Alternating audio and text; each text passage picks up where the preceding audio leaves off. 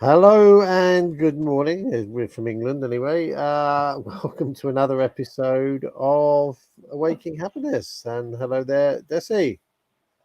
Hello, Chris. Hello, everybody. I hope you're all well. Spring's Tomorrow, coming. it doesn't feel like it here, but anyway, today's episode is the spring equinox and exiting winter. And okay, today is not the spring equinox. That was last Monday, actually, the 20th of March, about 5 in the afternoon or something. Um, so we're a little bit late, but sort of rounding this in with this whole period of time around here, which is basically the equinox and Easter, of course, which follows in a couple of weeks here. Although um, Easter's a variable In entity. It's different not, in yeah. different countries, yeah. Well, not only that, it based on the moon cycle, I think. So, yeah, like it can be in March or it can be in April. It's quite late this year. It was, but next year it's I think at the beginning of April or the end of March. So, which is a bit of a nightmare for schools as they have to kind of juggle the holidays accordingly. But anyway, so we were down on the allotment yesterday, putting some garlic in the ground and doing some digging and whatnot. And yeah, I was in a t-shirt for the first time this year, and sort of prompted the this topic. And of course, there is huge changes that you notice at this time of year, and like I always say that like December, January, and kind of a part of February, it never dries out. The ground never dries. It's just always wet. It's just, and of course construction is impossible because wood has soaked up the water, and it's like a sponge. Okay, hmm it's not a sponge you want to wash yourself with, but it's it's it's swollen. The doors stick and windows stick, and then in the summer there's gaping great big holes, and yeah, drafts come in and stuff. So Shrinks. yeah, it shrinks and it dries out. So it's obviously um, a live thing, or at least it was. So Organic. yeah, Yeah. and so yeah, at this time of the year, now we've moved into and the spring equinox is basically when night and day is the same duration, it's the same length, and of course that means more more Sunlight. more sunlight and more drying out, and hmm and obviously the plants know this too. And suddenly, and I always say about this, that if you haven't got your garden under control by the beginning of April, you got to struggle ahead, because April everything just goes, it just explodes. And in England we always say April showers, and of course if you get showers, you get a bit of rain. It's like watering your plants, bit of sun, bit of rain, bit of sun, and the whole thing kicks off. And if you haven't got it under control, then you're really fighting a losing battle, unless you can put the hours in, because it's starting to get out of control. And of course, May can be very warm, and then June you're into summer. So now's where the work starts again. So I was on my knees yesterday making holes and putting in some garlic that somebody gave us in a clump where they were just throwing all their garlic because they didn't like eating it. And so it had all grown, and some of it I managed to separate and put in the ground before Christmas. But we ran out of dry days, and it was getting impossible to plant anything in the soakiness of the ground. And it was cold, and it just didn't want to do it. So the leftovers of this big clump of garlic was really growing nicely. It's all Yeah. together, meshed the roots and everything. It took some separating and some time separating it, but they really, really grew well. So I was putting it into the newly manured plot, and we were really enjoying these new temperatures, and you could see that the ground on the top is starting to dry out for the first time. Yeah. I mean, and yeah, it starts to be a situation where you can make a decision. Shall I wear my boots? Shall I wear my training shoes? Because the ground's got to that level where you're now able to dress accordingly. But and Yeah. I was digging out where the cold frame is, and and it was and pretty much the top foot or so was dryish, and it was only when I got down a bit further that you started to get a bit of moisture in the soil, but the topsoil at the moment, like and what's been really good is the manure. It holds the water, so if you're planting anything, it's a steady flow down. It's Hmm. it's a good, now's a good time to put stuff out. I mean, but not stuff that's going to grow in the summer like tomatoes, because you still get minus temperatures. They're talking about -10 somewhere. I mean, I must be up in the hills in Scotland, but Mm. you can still get freezing temperatures until the end of May. Like, and that's almost the start of June. Like, so. This is the climate here. Yeah, it's never heard of in Bulgaria, for example, but this is how we've got here. Yeah, so the growing cycle here is not as long, which is why you don't get the intensity of flavors, I guess, that you get in Bulgaria and Romania, maybe, where you get longer summers. Yeah, And here we are, yeah, it. I think if you can grow in this country, you can grow anywhere. Like, it's okay. yeah. Everything does grow here because it gets a decent climate, plenty of rain normally. But you've got to be juggling stuff at this time of the year. I mean, I got seeds here in the window box, and like, if it's too warm, then they get all leggy. If it's not warm enough, they don't germinate, and like, Mm. and then when you've got them like this, you've got to then put them into something else because they're too, you want something else to grow, and it's a lot of work involved. It's not simple, is it? So it's interesting what you're saying. So if you know how to grow vegetables in England, you can grow vegetables in any part of the world. And I used to say, if you can drive well in Bulgaria, you can drive well everywhere in the world because of the conditions.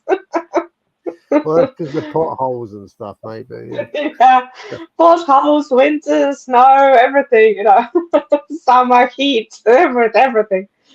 Yeah. So, but this time of year is not just the change in the seasons. There seems to be some astrological changes as well, which we might notice in society. And it was interesting to read this post from an astrologer.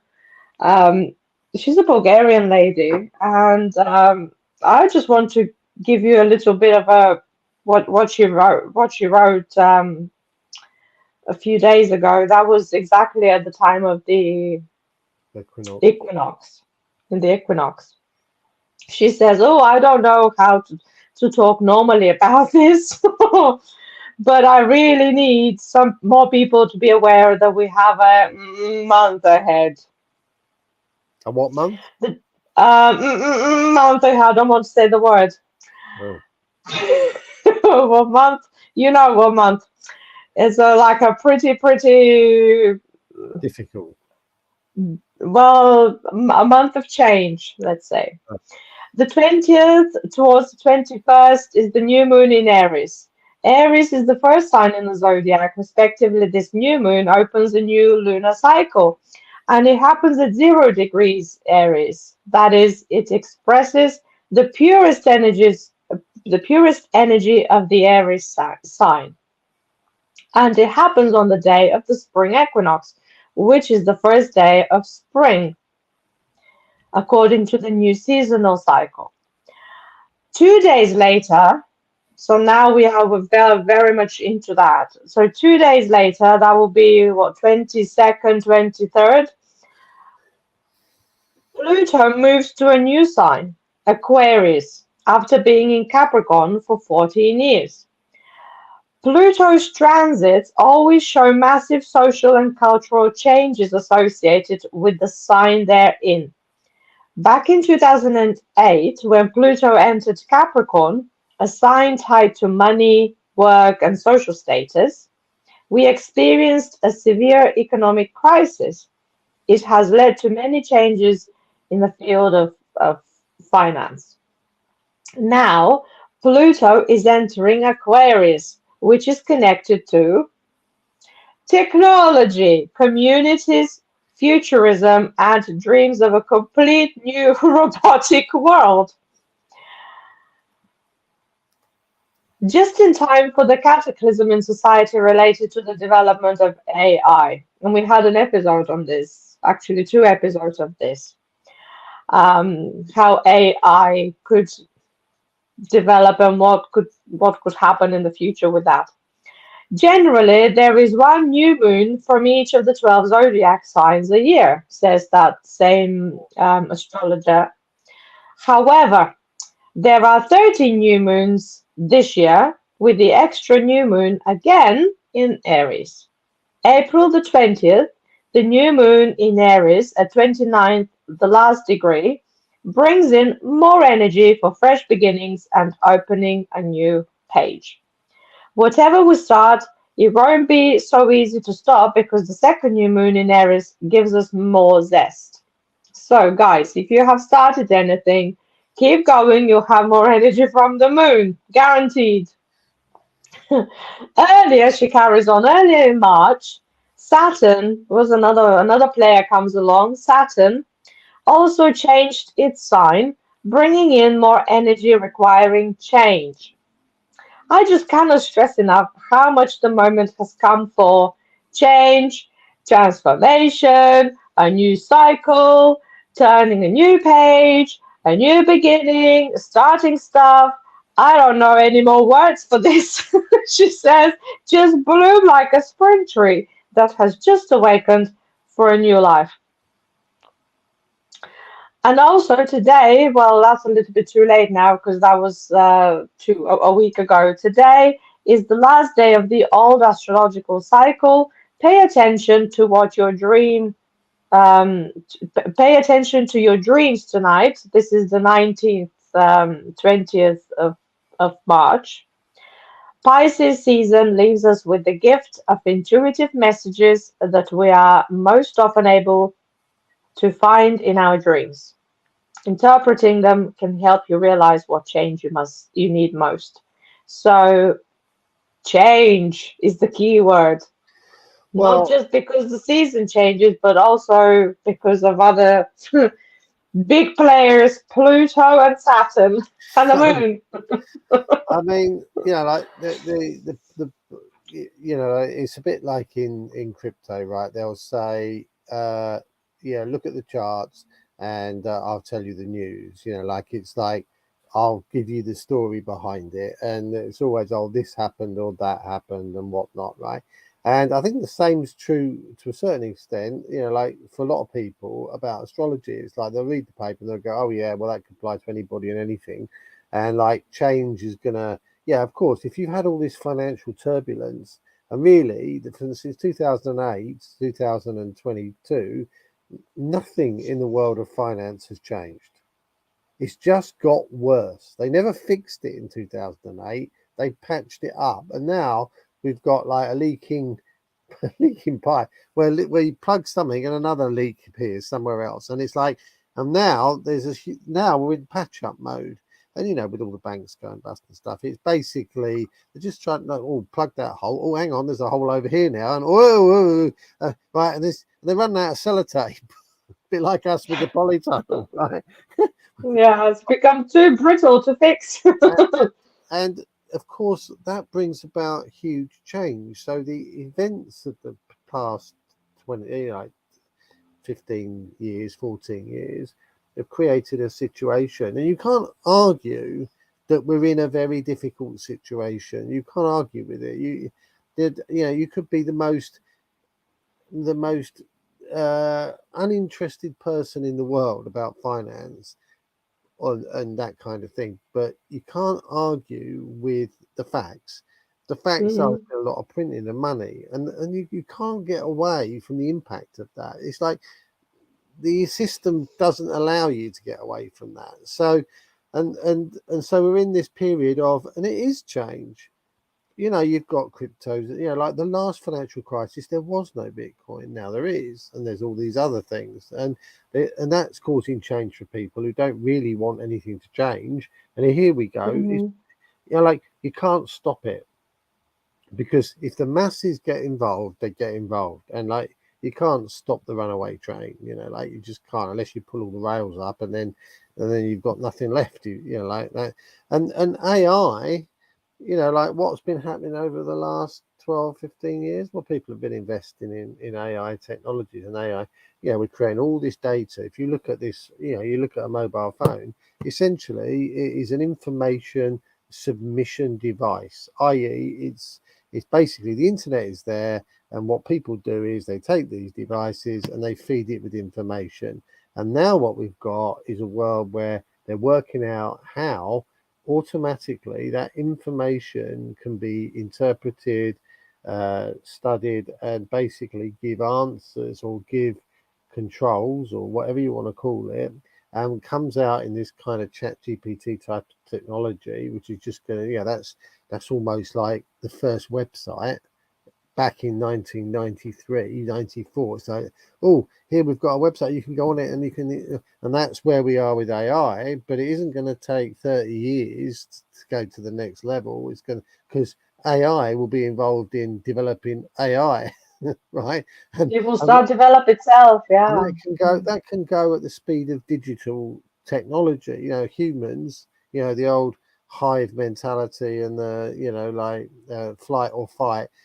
These things were developed when we had, I don't know, like dangerous creatures roaming around amongst us back in the you know tens of thousands of years ago, and and we haven't even got rid of that. It's 10,000 years and we've still got it. It could be 100,000 years, still got that, because that's when we developed, and we can't change that quickly. But of course technology can change just like this. Mm. You just change the Mm-hmm. switch and away we go. And of course now the speed of change is we think it's been going fast up till now, like 16th century development of the printing press, and the next major evolution after we have books and replication of information. After that, in fact, can I have a copy of your book? Yeah, hang on a minute, I'll rewrite it for you. That's where we were. But that's how they did. There were these people who were copying the Bible and Yeah, all other and and, documents. and so it was available only Took to a them very ages. Yeah. select group of people. Then the printing press came along, and everyone could have it.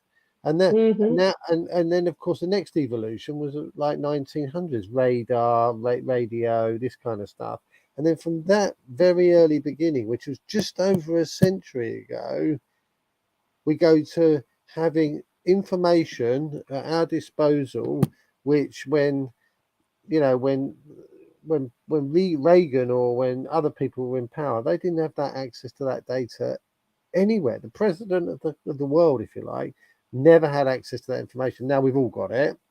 And now we're Mm. going to a situation where that's being interpreted and delivered to us. So essentially, every single person with a mobile phone has access to basically make sense of all the data that's been collected over the last 12 to 14 years. And like, well, where's that go next?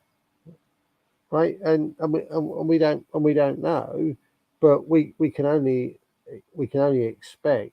Like the first iPhone came out in 2006, like the first iPhone, and now we're talking about a phone having the capabilities of a person to have on your shoulder, sitting there, a person that knows everything about everything in the world, and you could just It's say, not a person. It's a no, it's an AI. But you could just say, well, what do you think about that? And they go, oh, well, there's a lot of things you can think about that, and they come up with all sorts of things, right? And you think, bloody hell, that's like having the ultimate, like encyclopedia, who's collecting data from all over the world and can share that with you at the asking of a question. That's unbelievable, isn't it? That you can have that technology, and that's nothing Mm, yet. That's nothing. That's going to that's the next. still a baby. Yeah. Mm, So yeah. I mean, it is a period of great change, and whether you like it or you don't like it, or you want to go and sit in your allotment and grow vegetables, or whether you want to build a business on the back of it, it's going to transform the world, and there's no question about that. And in this period of time, like okay, I mean, you just related that to astrology and the planets, but like every single year we come out of winter, and winter's everyone's like hunkered down, and then when you come out of winter, this period of time is a period of renewal. Nature does it. It mm, shuts down yeah. over winter. Everything sort of retreats inside. It sort of weathers out the winter, and then suddenly everything springs into life again. And yeah, whether we're here or not, that's going to happen. Like it does. Yeah, whether we end up killing ourselves and the human race disappears or not doesn't matter, because the planet's still here. It's going to survive because it's done it for millions of years, and we are an irrelevance, right? But while we're here, we need to observe and take, like ultimately, nature knows best, and whether we go and create, GMO products and stuff like this and warp nature, it'll come back and have its day. You watch, and the same's true with AI. And you could talk for years on this subject, couldn't you? Because like, who's to know whether there hasn't been a whole civilization before that's got to this stage that we're at now and then got wiped out? Yeah, it's happened before. Who's to know? But like, Mm. there's a lot of unexplained stuff going on around the world. I mean, we're kind of multitasking here on this subject today on Equinox and stuff, but um, yeah, like it's a period of renewal and rethinking and change, as we've indicated so far. And it's like, is it time to? If you've already found your thing, that's great. If you haven't found your thing, then maybe it's out there coming soon to to Oh, a there's my tree at the back. This mm, is my latest drawings. That's the tree of fruit bearing tree. Time yeah. to reap the fruit of my labors. And having said that, I ordered some fruit trees yesterday. Like, whoa, that's weird. Yay! So like, yeah, I mean, that's basically it. I mean, spring equinox is heralding in the new year, really, the new change and the new season of bearing fruit and work. Like, this is where the farmers basically, well, they've been going for a while now, but essentially that's where their days start to extend now because they've got more And daylight. you mentioned something about the ancient origins of Easter, which is what, 2 weeks away? Is it two? Maybe about, I don't know. Yeah, about 2 weeks away. Um, it's interesting how the new astrological year is not the same as the new calendar year, and how that came to be all mismatched, and it's quite bizarre, really. Why not have? Who said it needs to be at the end of December and not at the beginning of March or something like that? How? Why? I don't know. That seems Well, I mean, confusing to me. If it's the new astrological year begins at the end of this equinox, whenever it is, how come our calendar is so misplaced? it's a different subject entirely, but like, there's Hmm. different types of calendars, isn't there? Like, like, and who's, like, the end of the year is a completely human manufactured thing. Yeah. So there isn't, like, the end of the year, 31st of December, is a load of old drivel, really, isn't it? I mean, like, let's be honest, it's just a human concept, denominated time and everything else, and it's just like it's just according to that calendar. The reality is the new year starts as things come out of winter. That's when the new year starts, isn't it? And interestingly, the financial new year is April the 6th or April the 7th. Yeah, like it's There you go. yeah, There's another one, yeah, another New Year yeah. on a different date. But you know, like I've a hunch that Easter was basically like the Easter bunny, right? Well, we think bunny rabbit. Actually, it was a hare because the hares come out at that time of the year. Hare. It's basically The a big wild, big a, a legged big ones, yeah. a big wild bunny, if you like, Mhm. and that emerges around Easter because it's coming out of its lair, coming out, and it's like wants to get on and have some more kids. Like at the end of the day, that's around there. So this Easter bunny concept is merged in with this pagan idea. Look, seen a bunny, that must be that's heralding the new the fertility, and there's all sorts of fertility stuff going on at this time of the year in the old days, like like people having kids and all, like all, and sex and all this kind of stuff. And ultimately, that's all tied in with Easter as well. And then what comes along some kind of control mechanism called religion. You might not like that idea, but more people have been killed through religious acts than anything else, and it's supposed to be protecting life and looking after people, and like the numbers don't add up.